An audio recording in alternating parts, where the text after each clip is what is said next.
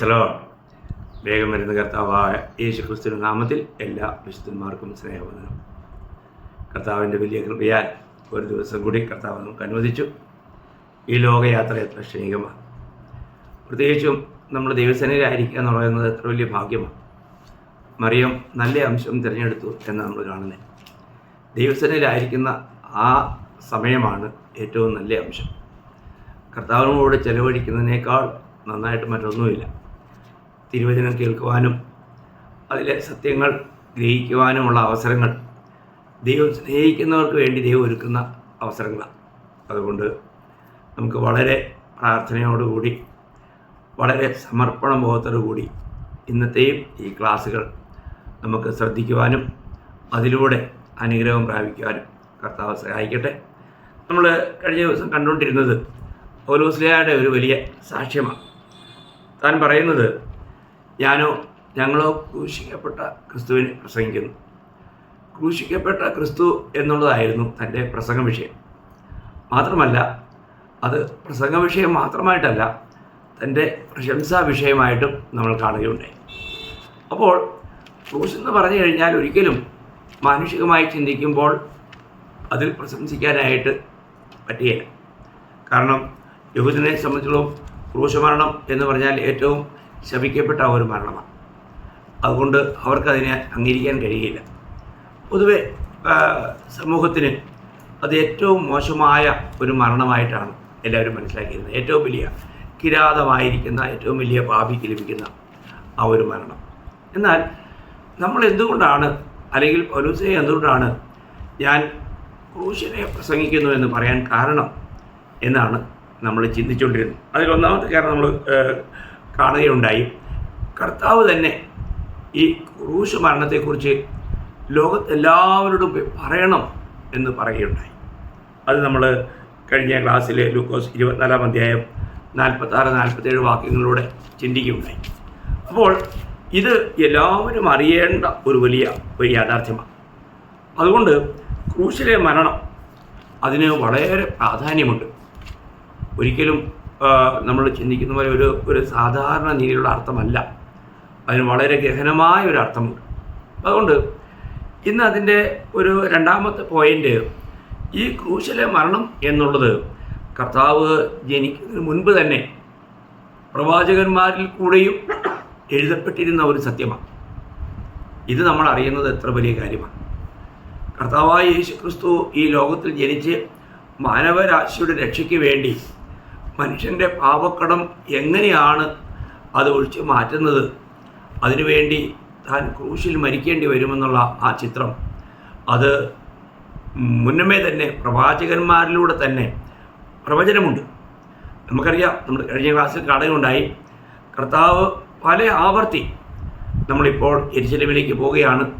അവിടെ ചെന്ന് കഴിഞ്ഞാൽ അവിടെ ശാസ്ത്രിമാർക്കും പരീശന്മാർക്കും അവിടെയുള്ള പ്രധാനികൾക്കൊക്കെ ഏൽപ്പിക്കപ്പെട്ട് അവർ എന്നെ തല്ലുകയും തുപ്പുകയും കൊല്ലുകയും ചെയ്യും എന്നുള്ള കാര്യങ്ങൾ നമ്മൾ കഴിഞ്ഞ ക്ലാസ്സിലും കണ്ടു.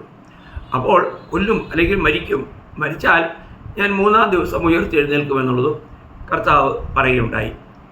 അതുപോലെ സംഭവിച്ചു എന്നുള്ളത് നമുക്കെല്ലാവർക്കും അറിയാവുന്ന ഒരു വലിയ പരമസത്യം. ഇവിടെ കർത്താവ് തന്നെ പറഞ്ഞ ആ കാര്യം പ്രവാചകന്മാരിൽ കൂടിയും അത് മുൻകൂട്ടി പ്രവചിച്ചിരുന്നു. നമ്മൾ ഈ കർത്താവിൻ്റെ ജീവിതത്തിൽ സംഭവിക്കുന്ന ഓരോ കാര്യങ്ങളും ഒരു പ്രവചന നിവൃത്തിയായിട്ട് നമുക്ക് കാണാൻ കഴിയും. നമ്മൾ ലൂക്കോസിൻ്റെ സുവിശേഷം 18-ാം അധ്യായം അതിൻ്റെ 31 മുതൽ 33 വരെയുള്ള വാക്യങ്ങൾ ഞാൻ വായിക്കാം. അനന്തരം അവൻ 12 വരെ കൂട്ടിക്കൊണ്ട് അവരോട്, ഇതാ നാം യെരുശലേമിലേക്ക് പോകുന്നു. മനുഷ്യപുത്രനെക്കുറിച്ച് പ്രവാചകന്മാർ എഴുതിയിരിക്കുന്നതെല്ലാം നിവൃത്തിയാകും. ഉണ്ടോ? ആ പ്രയോഗം വളരെ ശ്രദ്ധിക്കണം. അപ്പോൾ നമ്മളിപ്പോൾ എങ്ങോട്ട് പോവുകയാണ്? യെരുശലേമിലേക്ക് പോവുകയാണ്. അപ്പോൾ അതിൻ്റെ മധ്യത്തിലൊന്നും സംഭവിക്കില്ല. നമ്മൾ യെരുശലേമിൽ ചെന്ന് കഴിയുമ്പോൾ നടക്കേണ്ട കാര്യങ്ങളെക്കുറിച്ച് പോലും പ്രവാചകന്മാർ എഴുതിയിട്ടുണ്ട്. അപ്പോൾ മനുഷ്യപുത്രനെക്കുറിച്ച് പ്രവാചകന്മാർ എഴുതിയിരിക്കുന്നതെല്ലാം നിവൃത്തിയാകും. അവനെ ജാതികൾക്ക് ഏൽപ്പിക്കുകയും അവർ അവനെ പരിഹസിച്ച് അപമാനിച്ച് തുപ്പി തല്ലിയിട്ട് കൊല്ലുകയും 3-ാം നാൾ അവൻ ഉയർത്തെഴുന്നേൽക്കുകയും ചെയ്യും എന്ന് പറഞ്ഞു. അപ്പോൾ ഇത് പ്രവാചകന്മാരിലൂടെ തന്നെ മുന്നമേ പറഞ്ഞിരുന്ന കാര്യങ്ങളായിട്ട് ഇവിടെ കർത്താവ് തന്നെ പറയുക. നമുക്കറിയാം, കർത്താവ് ഈ ലോകത്തിൽ വന്നപ്പോൾ താൻ തന്നെ പലർക്കും പല വിധത്തിലുള്ള ചിന്ത ഉണ്ടായി. എന്നാൽ കർത്താവ് തന്നെ പറയുകയുണ്ടായി, ഞാൻ പ്രവാചകന്മാരെയോ പ്രവചനത്തെയോ നീക്കേണ്ടതിന് വന്നു എന്നല്ല. നമ്മൾ മത്തായി 5:17 വായിക്കുന്നുണ്ട്, ഞാൻ ന്യായപ്രമാണത്തെയോ പ്രവാചകന്മാരെയോ നീക്കേണ്ടതിന് വന്നു എന്ന് നിരൂപിക്കരുത്, നീക്കുവാനല്ല നിവർത്തിപ്പാനത്രേ ഞാൻ വന്നത്. അപ്പോൾ ഈ ന്യായപ്രമാണം മനുഷ്യരെ കൊടുത്തിരുന്നത് അവരുടെ നന്മയ്ക്ക് വേണ്ടിയായിരുന്നു. എന്നാൽ ആർക്കും ന്യായപ്രമാണ പ്രകാരം നീതീകരിക്കപ്പെടുവാനായിട്ട് കഴിഞ്ഞില്ല. എന്നാൽ കർത്താവ് ഈ ന്യായപ്രമാണമെല്ലാം എഴുതപ്പെട്ടതുപോലെ തന്നെ നിവർത്തിക്കുവാൻ തക്കവണ്ണം കർത്താവ് അതിന് വേണ്ടിയിട്ട് തന്നെ സമർപ്പിച്ച് മുന്നോട്ട് പോയി. താനത് നിവർത്തിച്ചു. ന്യായപ്രമാണത്തെ പൂർണ്ണമായും നിവർത്തിച്ച ഒരേ ഒരു വ്യക്തി കർത്താവായ യേശു ക്രിസ്തുവാണ്. അപ്പോൾ ഇവിടെ കർത്താവ് പറയുകയാണ്, എന്നെക്കുറിച്ച് പ്രവാചകന്മാർ എഴുതിയിരിക്കുന്നു. നമുക്കറിയാം, പ്രവചന പുസ്തകങ്ങളിൽ അനേക വിഷയങ്ങൾ കർത്താവിനെക്കുറിച്ച് പറഞ്ഞിട്ടുണ്ട്. അവിടെ പ്രത്യേകിച്ചും പഴയ നിയമത്തിലെ സുവിശേഷം എന്നറിയപ്പെടുന്ന യേശയ്യാ പ്രവചനം നമ്മൾ വായിക്കുമ്പോൾ നിശ്ചയമായിട്ടും അവിടെ നമുക്ക് കാണാൻ കഴിയുന്നത് അവിടെ കർത്താവിൻ്റെ മരണത്തെക്കുറിച്ചുള്ള പ്രത്യേകിച്ചും 53-ാം അധ്യായം പൂർണ്ണമായിട്ടും അതൊരു വലിയ കർത്താവിൻ്റെ ആ മരണത്തിൻ്റെ ഒരു വലിയ ചിത്രം തന്നെയാണ്. അപ്പോൾ നമ്മൾ ചിന്തിക്കുക, ഓരോ കാര്യങ്ങളും പറഞ്ഞിരിക്കുന്നത് എത്ര കൃത്യതയോടു കൂടിയാണ് കർത്താവിൽ നിറവേറിയത്, പ്രവചനങ്ങൾ ഓരോന്നും. അതുകൊണ്ട് കർത്താവിൻ്റെ ഈ ലോക ജനനവും ജീവിതവും മരണവും ഉയർത്തെഴുന്നേൽപ്പും വീണ്ടും വരവും ഇതെല്ലാം മുന്നമേ രേഖപ്പെടുത്തിയിരിക്കുന്ന പ്രവചനങ്ങളുടെ അടിസ്ഥാനത്തിൽ തന്നെയാണ്. അതുകൊണ്ട് തന്നെ നമ്മൾ ഈ ബൈബിളിലേക്ക് പറയുന്ന ഓരോ കാര്യങ്ങളെ എത്രമാത്രം വിശ്വസിക്കാൻ തക്കവണ്ണം നമ്മൾ കടപ്പെട്ടവരാണ്. അപ്പോൾ ഇവിടെ നമുക്ക് കാണാൻ കഴിയുന്നത്, കർത്താവ് യെശയ്യാ പ്രവചനം 53-ാം അധ്യായം 9-ാം വാക്യത്തിൽ പറയുന്നുണ്ട്, അവൻ ദുഷ്ടന്മാരോട് കൂടെ. അപ്പോൾ മരണത്തിൽ കർത്താവ് ദുഷ്ടന്മാരോട് കൂടെ ആയിരിക്കും. നമ്മൾ ലൂക്കോസ് 23-ന്റെ-33-ാം വാക്യം വായിക്കുമ്പോഴത്തേക്കും നമ്മൾ കാണുന്നത് എന്താണ്? 23-ന്റെ-33 തലയോടിടം എന്ന സ്ഥലത്തെത്തിയപ്പോൾ അവർ അവിടെ അവനെ ദുഷ്പ്രവർത്തിക്കാരെയും ഒരുത്തനെ വലത്തും ഒരുത്തനെ ഇടത്തുമായി ക്രൂശിച്ചു. അപ്പോൾ അന്നുണ്ടായിരുന്ന ഏറ്റവും പേര് കേട്ട 2 ദുഷ്പ്രവർത്തിക്കാരെ ഇടത്തും വലത്തുമായി ക്രൂശിച്ചെന്നാണ് പറഞ്ഞിരിക്കുന്നത്. അതിൻ്റെ അർത്ഥം എന്തുവാ? കർത്താവിനെ അവഹേളിക്കാവുന്നതിൻ്റെ പരമാവധി അവഹേളനം. അപ്പം സാധാരണ രീതിയിൽ ചിന്തിക്കാറുള്ളത് എന്തുവാ? ഇടത്തും വലത്തുമുള്ള ആ ക്രൂരന്മാരെക്കാളും മഹാക്രൂരനാണ് മധ്യത്തിലുള്ളയാളെന്നാണ് പൊതുവെ ജനം ചിന്തിക്കുക. അപ്പോൾ വളരെ ക്രൂരനായി ചിത്രീകരിച്ചുകൊണ്ടാണ് അവിടെ കർത്താവിനെ അവർ മധ്യത്തിൽ ഈ നിലയിൽ ക്രൂശിക്കുവാനായിട്ട് ഇടയായത്. ചിന്തിക്കുക, തിരുവചനത്തിൻ്റെ ആ ഗാംഭീര്യം നോക്കണേ പ്രിയമുള്ളവരെ. എത്ര വലിയൊരു കാര്യമാണ്. വചനത്തിൽ തന്നെക്കുറിച്ച് പറഞ്ഞിരിക്കുന്ന ഒരു പ്രവചന വാക്യം പോലും അതിനെ തെറ്റാനായിട്ട് സമ്മതിക്കുന്നില്ല. കാരണം അത് ദൈവത്തിൻ്റെ അരുളപ്പാടാണ്. എല്ലാം ആദിയിലെ അവസാനം അറിയുന്ന ദൈവത്തിൻ്റെ അരുളപ്പാട് അതുപോലെ നിവർത്തിക്കുവാൻ ദൈവത്തിന് കഴിയും. വീണ്ടും നമ്മൾ അതിൻ്റെ അതേ യെശയ്യാ 53-ന്റെ 9-ന്റെ പാർട്ടിൽ വായിക്കുമ്പോൾ അവിടെ വായിക്കുന്നത് എന്താണ്? മരണത്തിൽ അവൻ സമ്പന്നന്മാരുടെ കൂടെയായിരുന്നു. ഇതും നമ്മൾ ഈ ലൂക്കോസ് 23-ാം അധ്യായം 50 മുതൽ 53 വരെ വായിക്കുമ്പോഴത്തേക്കും അവിടെ നമ്മൾ കാണുന്നത്, മരിച്ച ഈ യേശു ക്രിസ്തുവിനെ അടക്കിയത് എവിടെയായിരുന്നു? ഒരു സാധാരണ ഒരു കല്ലറയിലല്ല. അരിമത്യ യോസഫ് എന്ന് പറയുന്ന ഒരു മന്ത്രിക്ക് വേണ്ടി ഒരുക്കപ്പെട്ടിരുന്ന ആരെയും വയ്ക്കാത്ത ഒരു പുതു കല്ലറയിലാണ്. നമ്മൾ ലൂക്കോസ് 23-ാം അധ്യായം 50 മുതൽ വായിക്കുമ്പോൾ, അരിമത്യ എന്നൊരു യഹൂദ പട്ടണക്കാരനായി നല്ലവനും നീതിമാനും ദൈവരാജ്യത്തെ കാത്തിരുന്നവനുമായ യോസഫ് എന്നൊരു മന്ത്രി, അവൻ അവരുടെ ആലോചനയ്ക്കോ പ്രവൃത്തിക്കോ അനുകൂലമല്ലായിരുന്നു. പീലാത്തോസിൻ്റെ അടുക്കൽ ചെന്ന് യേശുവിൻ്റെ ശരീരം ചോദിച്ചു. അത് ഇറക്കി ഒരു ശീലയിൽ പൊതിഞ്ഞ് പാറയിൽ വെട്ടിയിരുന്നതും ആരെയും ഒരിക്കലും വെച്ചിട്ടില്ലാത്തതുമായ കല്ലറയിൽ വെച്ചു. അപ്പോൾ നോക്കണം എന്ന് പറഞ്ഞാൽ നമുക്കറിയാം യെരുശലേമിലൊക്കെ സാധാരണ ആൾക്കാരെയൊക്കെ അടക്കുന്നത് കല്ലറകളിലാണ്. അപ്പോൾ ഇവിടെ തനിക്ക് വേണ്ടി ഒരുക്കിയ ആ കല്ലറയിലാണ് എന്ന് പറഞ്ഞാൽ സമ്പന്നനായ മന്ത്രിയാണ്, അപ്പോൾ ഒരു സാധാരണ വ്യക്തിയല്ല. അപ്പോൾ അവർക്ക് വേണ്ടി ഒരുക്കിയ ആ കല്ലറയിലാണ് കർത്താവിൻ്റെ ശരീരം വയ്ക്കുവാനായിട്ട് ഇടയായിത്തീർന്നത്.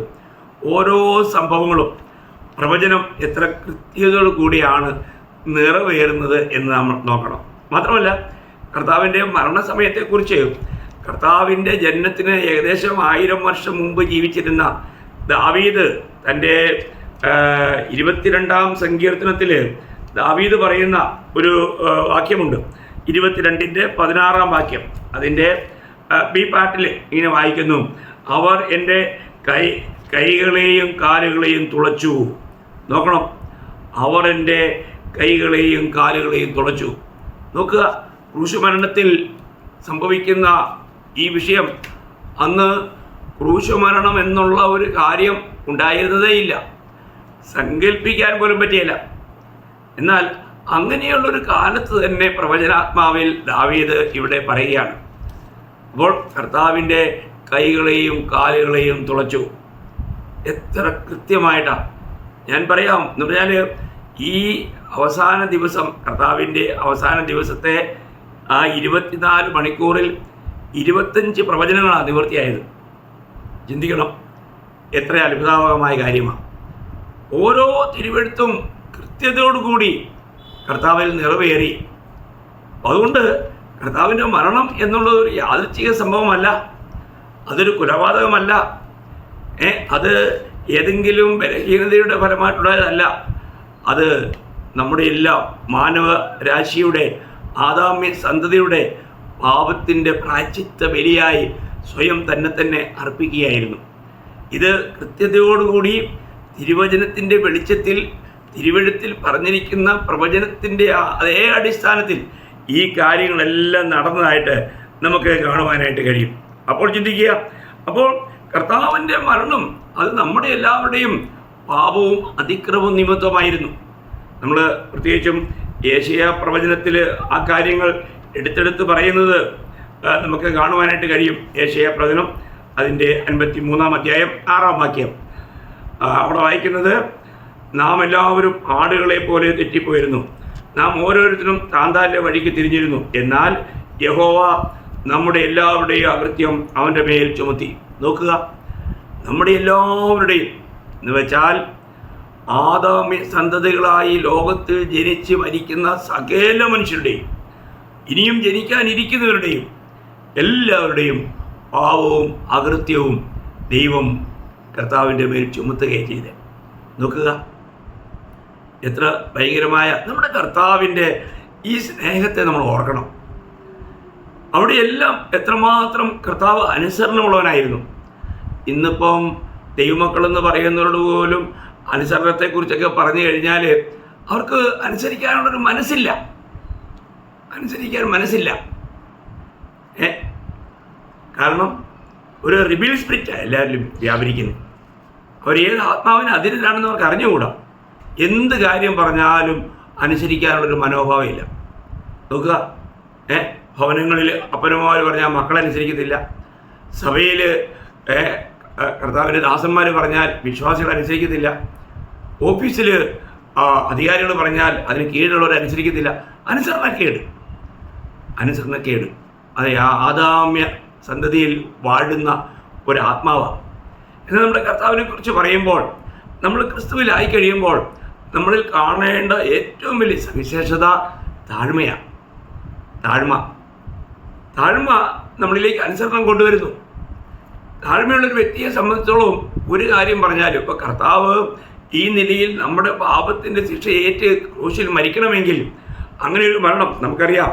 നമ്മൾ ഫിലിപ്പി ലേഖനം അതിൻ്റെ 2-ാം അധ്യായം 6 മുതൽ 8 വരെയുള്ള വാക്യങ്ങൾ വായിക്കുമ്പോൾ, നമ്മുടെ കർത്താവിനെ കുറിച്ച് വായിക്കുമ്പോൾ നമ്മൾ ചിന്തിക്കണം, കർത്താവ് ആരാണ്, അവിടുന്ന് എനിക്ക് വേണ്ടി എന്തായി തീർന്നു എന്ന് നമ്മൾ ചിന്തിക്കുമ്പോൾ, നമ്മളതിൻ്റെ 2-ാം അധ്യായം 6 മുതൽ 8 വരെയുള്ള വാക്യങ്ങളിൽ അവിടെ വായിക്കുമ്പോഴത്തേക്കും അവൻ ദൈവരൂപത്തിലിരിക്കെ, നോക്കണം, അവിടുത്തെ രൂപം എന്തായിരുന്നു? ദൈവരൂപം. ദൈവത്തിന് ഇങ്ങനെ വല്ലതും സഹിക്കേണ്ട ആവശ്യമുണ്ടോ? അല്ലെങ്കിൽ അങ്ങനെ സഹിക്കാൻ പറ്റുമോ? ഇല്ല. അപ്പോൾ അവിടുന്ന് നമ്മളെ രക്ഷിക്കാൻ വേണ്ടി ഒരുക്കിയ വഴി അത് ഇത്ര ശ്രേഷ്ഠമാണ്. ആകാശം ഭൂമിക്ക് മീതെ ഉയർന്നിരിക്കുന്ന പോലെ ദൈവത്തിൻ്റെ വഴികൾ ഉന്നതമാണ്. നമുക്ക് മാനുഷികമായി ചിന്തിച്ചത് മനസ്സിലാക്കാൻ പറ്റിയല്ല. അവിടുന്ന് ദൈവരൂപത്തിലായിരുന്നു എന്ന് പറയാൻ സാക്ഷാൽ ദൈവമാണ്. അപ്പോൾ സാക്ഷാൽ ദൈവമായ യേശു ക്രിസ്തു എന്ത് ചെയ്തു? അവിടുന്ന് മനുഷ്യനായി. നമ്മൾ ചിന്തിക്കുക, സ്വർഗത്തിലും സ്വർഗത്തിലും അടങ്ങാത്ത ദൈവം നമ്മെപ്പോലെ ഒരു 6 അടി ഉയരമുള്ള ഒരു മനുഷ്യനായി തീരുക എന്ന് പറഞ്ഞാൽ നമുക്ക് എങ്ങനെ ചിന്തിക്കാൻ പറ്റും? നമ്മളൊരു നിസ്സാരം ഒരു ആനയെ മാച്ച് ബോക്സിനകത്ത് ഒരു തീപ്പെട്ടിക്കകത്താകാൻ പറ്റുമോ? ഇല്ല, അത് അസാധ്യമാണ്. എന്നാൽ ഇവിടെ സ്വർഗത്തിലും സ്വർഗത്തിലും അടങ്ങാത്ത ഈ വലിയവനായ ദൈവം നമ്മെപ്പോലെ ജഡമെടുത്ത് മനുഷ്യനായി തീർന്നു എന്ന് പറയുമ്പോൾ അതിലേക്ക് നമുക്ക് വിശദീകരിക്കാനായിട്ട് ഇപ്പോൾ സമയമില്ലല്ലോ. പ്രിയമുള്ളവരെ, അത് അവിടുത്തെ താഴ്മയുടെ ഒരു വലിയ പടിയല്ലേ? അവിടുന്ന് മനുഷ്യനായി തീർന്നു. അടുത്ത പടി താൻ ദാസരൂപം എടുത്തുന്ന. അപ്പം ദൈവരൂപത്തിലായിരുന്നവൻ മനുഷ്യരൂപത്തിലായി, മനുഷ്യരൂപത്തിലായിരുന്നവൻ ദാസരൂപം ധരിച്ചെന്ന. ദാസനായി. ദാസൻ എന്ന് പറഞ്ഞാൽ അടിമ. നമ്മുടെ ബൈബിളിലെ കൊടുത്തിരിക്കുന്ന ദാസൻ, എന്നാൽ അവിടെ യഥാർത്ഥത്തിൽ വരേണ്ടത് അടിമയെന്നാണ്. അവൻ അടിമയായി. നമുക്കറിയാം, ഈ ക്രൂശ് മരണം ഉണ്ടായ കാലത്തും അധികവും ഈ ക്രൂശിക്കപ്പെട്ടിരുന്നവർ അടിമകളാണ്. അപ്പോൾ അവിടെ നമുക്ക് എന്തായി? അടിമയായി.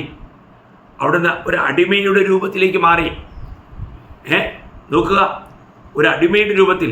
അപ്പോൾ അവിടെ താൻ ദാസരൂപം എടുത്തു. ദാസരൂപം. അപ്പോൾ ദൈവരൂപത്തിലിരുന്നവൻ മനുഷ്യരൂപത്തിലായി, മനുഷ്യരൂപത്തിലായിരുന്നവൻ ഒരു അടിമയുടെ രൂപത്തിലായി.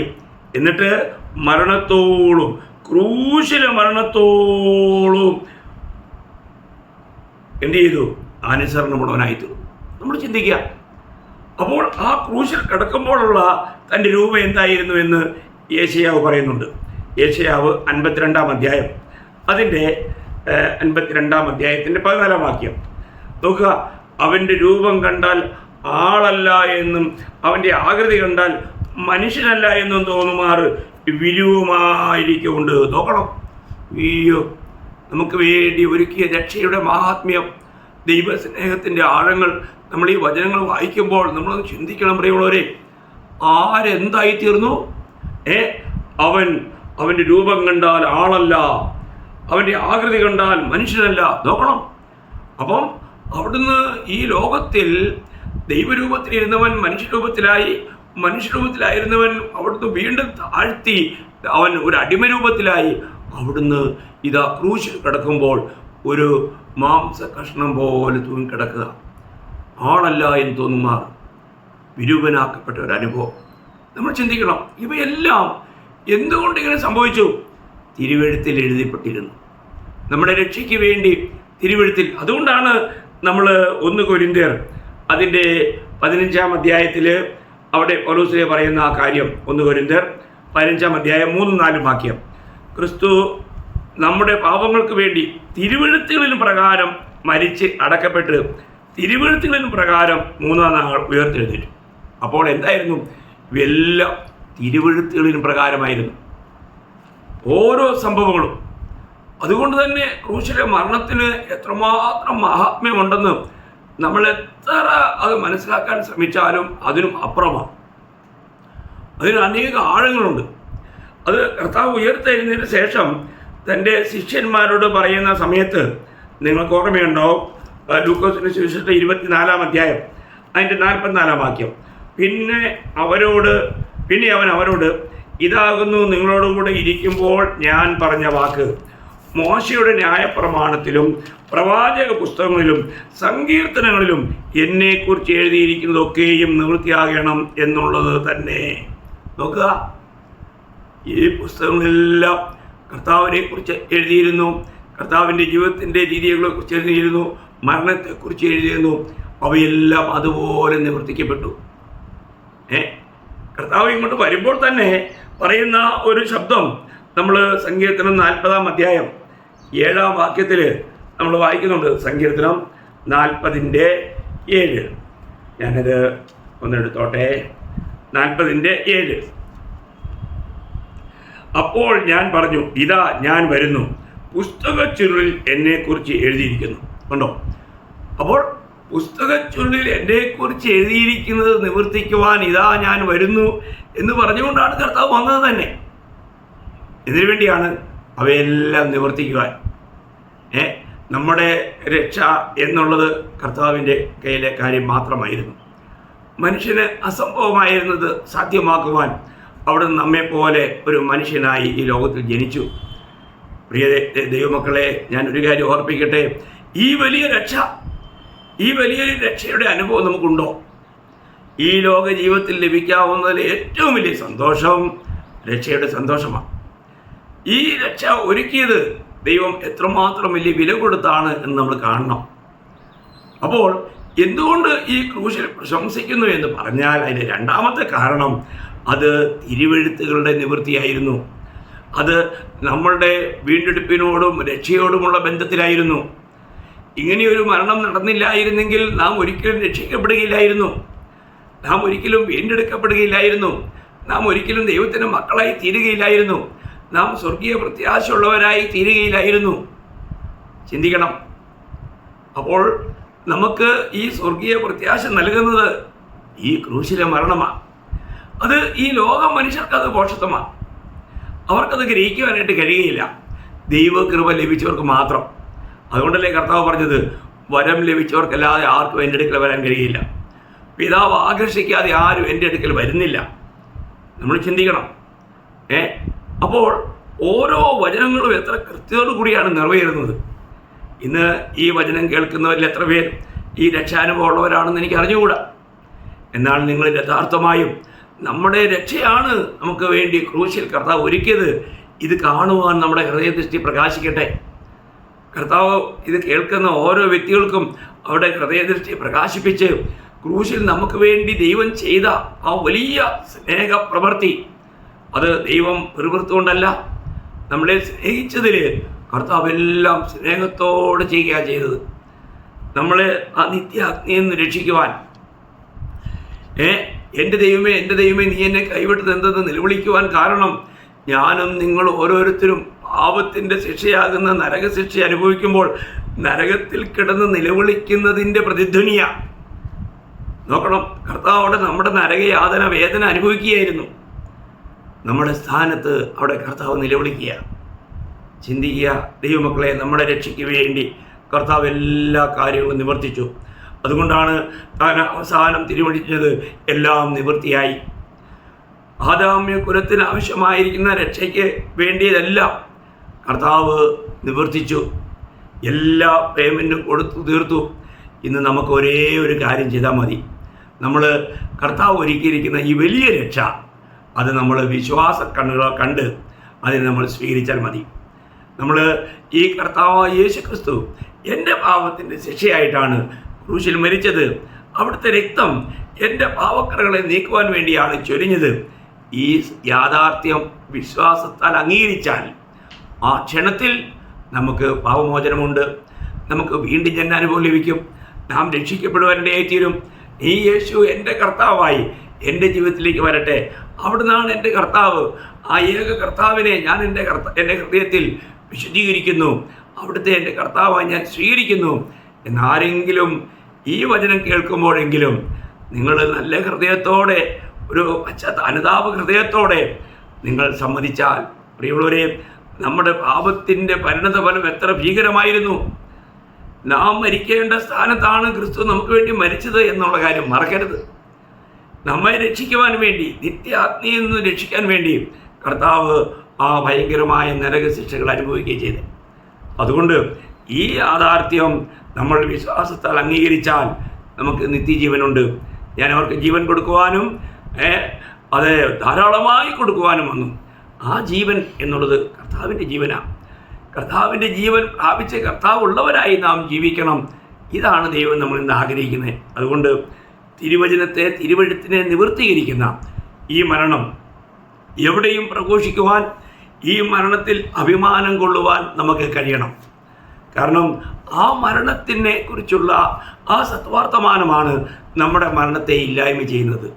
അതുകൊണ്ട് ഈ സുവിശേഷം, ഈ സത്യവചനം അത് വിശ്വസിച്ച് ദൈവമക്കളായി തീരുവാൻ ഇന്ന് ഈ സന്ദേശം കേൾക്കുന്ന എല്ലാ ദൈവമക്കൾക്കും കർത്താവ് ഇടയാക്കട്ടെ എന്ന് ആഗ്രഹിച്ചും പ്രാർത്ഥിച്ചും ആശംസിച്ചുകൊണ്ട് ഇന്നത്തെ ഈ സന്ദേശം ഇവിടെ നിർത്തുന്നു. ദൈവത്തിൻ്റെ നാമം മാത്രം ഇന്നും എന്നേക്കും മഹത്വപ്പെടുമാറാകട്ടെ.